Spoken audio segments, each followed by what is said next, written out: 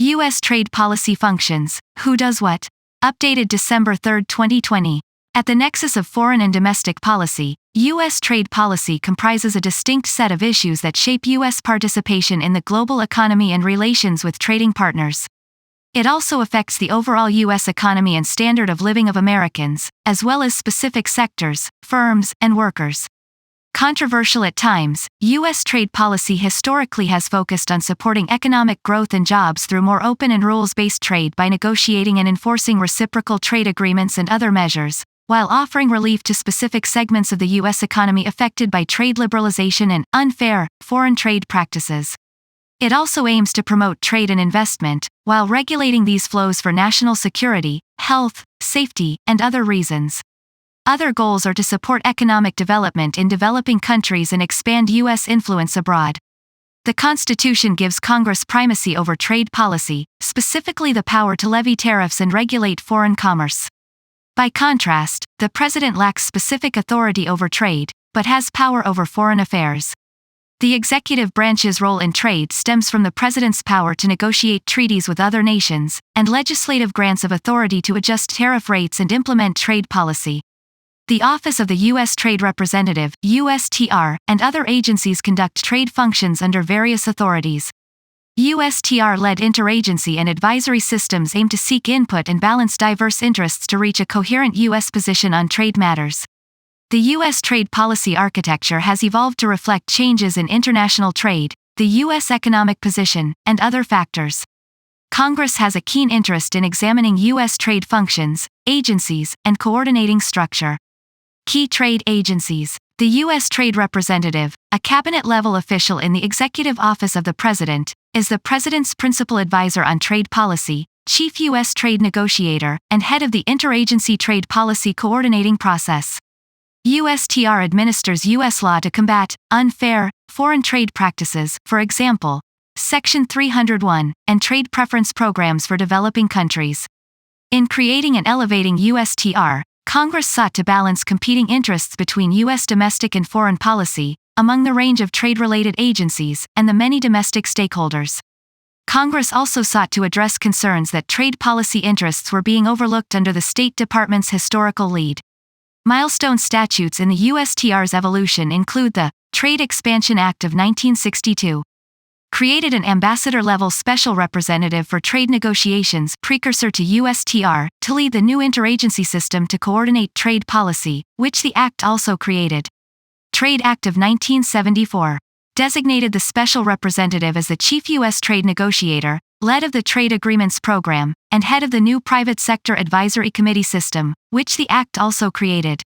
Elevated position to cabinet rank and placed it in the White House. Trade Agreements Act of 1979 required the President to submit a trade reorganization plan, including to boost the special representative's coordination and functional roles.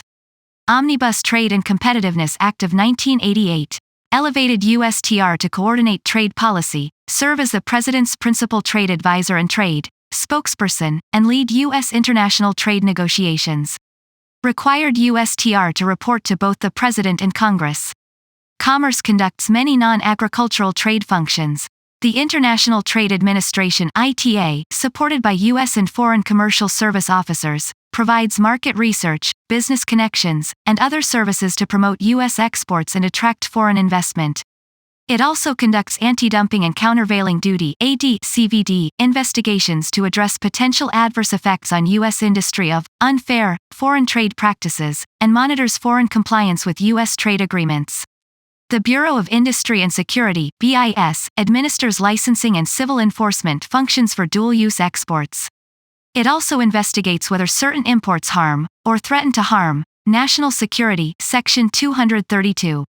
The Economic Development Administration (EDA) manages Trade Adjustment Assistance (TAA) for firms, targets adjustment to import competition and trade liberalization. The Bureau of Economic Analysis (BEA) and Census Bureau collect, analyze, and disseminate trade data. USDA aims to promote and regulate U.S. agricultural trade, weighing in on agriculture issues in U.S. trade negotiations. The Animal and Plant Health Inspection Service (APHIS) works to prevent plant and animal pests and diseases from entering U.S. borders. The Food Safety and Inspection Service (FSIS) regulates U.S. meat, poultry, and egg products, including imports. The Foreign Agricultural Service (FAS) administers U.S. agricultural export financing and assistance, U.S. quotas against agricultural imports, and TAA for farmers. HHS weighs in on trade policy issues that can affect public health, such as food products not regulated by USDA, cosmetics, drugs, and medical devices. HHS's Food and Drug Administration (FDA) regulates products produced domestically and abroad for safety, security, and efficacy. DHS seeks to secure U.S. borders while enabling legitimate trade. Customs and Border Protection (CBP) of DHS regulates the flow of goods through U.S. ports of entry. It collects tariffs and enforces trade laws at the border. It works with DHS's Immigration and Customs Enforcement (ICE). DOL provides U.S. representation in international negotiations before the International Labor Organization (ILO), monitors compliance with the labor chapters of U.S. trade agreements, tracks eligibility for certain trade preferences, and administers the TAA program for workers. State oversees U.S. trade and economic relationships through its bureaus and embassies to advance U.S. trade policy consistent with national security and foreign policy priorities. It supports U.S. trade agreement negotiation and enforcement, co-leads with USTR the U.S. Bilateral Investment Treaty Program, advocates for U.S. business interests abroad, and licenses U.S. munitions exports, among other things. Treasury is the lead agency on international economic matters. For U.S. trade agreement negotiations, it leads on currency provisions, and jointly leads with USTR on financial services. It heads U.S. participation in the G20 and G7 forums, manages the Committee on Foreign Investment in the United States (CFIUS) to examine potential inbound investment for national security implications, and administers U.S. sanctions via the Office of Foreign Assets Control (OFAC). DFC, the successor to the Overseas Private Investment Corporation (OPIC), aims to promote private investment in developing countries to support U.S. global development goals and economic interests. Its toolkit includes financing, political risk insurance, equity support, and technical assistance. XIM Bank finances and insures U.S. exports of goods and services, aiming to fill in gaps in private sector support and/or to counter foreign officially backed export credit competition. It supports exporters of all sizes and in a range of sectors. ITC investigates AD/CVD cases with ITA, safeguard cases on temporary relief from import surges of fairly traded goods, Section 201, and alleged violations of U.S. intellectual property rights, IPR, Section 337. It provides trade analysis to Congress, the President, and USTR, and maintains the U.S. Harmonized Tariff Schedule, HTS. SBA conducts certain trade and export promotion financing for U.S. small businesses, terms vary from XIM Bank. SBA's State Trade Expansion Program (STEP) administers grants for states to conduct trade show exhibits, training workshops, and other activities to help small businesses. USAID focuses on economic matters affecting U.S. relations with developing countries. It manages trade capacity building programs to promote economic growth in developing countries, reduce poverty, and support trade liberalization. TDA aims to support U.S. jobs by linking U.S. firms to export opportunities for infrastructure and other projects in emerging economies. It funds feasibility studies, reverse trade missions to bring foreign buyers to the United States, and other project preparation partnership building activities. Interagency Trade Policy Mechanism. U.S. trade policy is coordinated through a USTR-led system that Congress first established in 1962.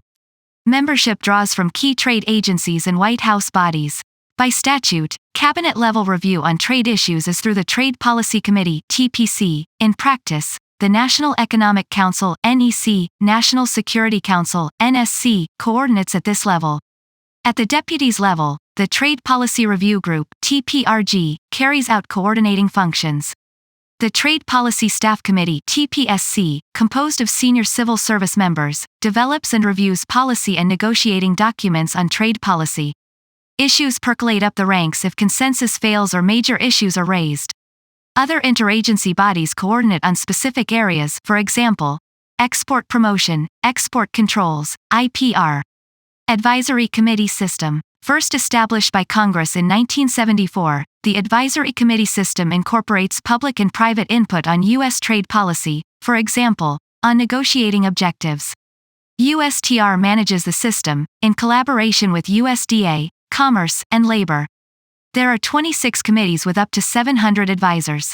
The High-Level President's Advisory Committee for Trade Policy and Negotiations, ACTPN, examines U.S. trade policy and agreements for the overall national interest.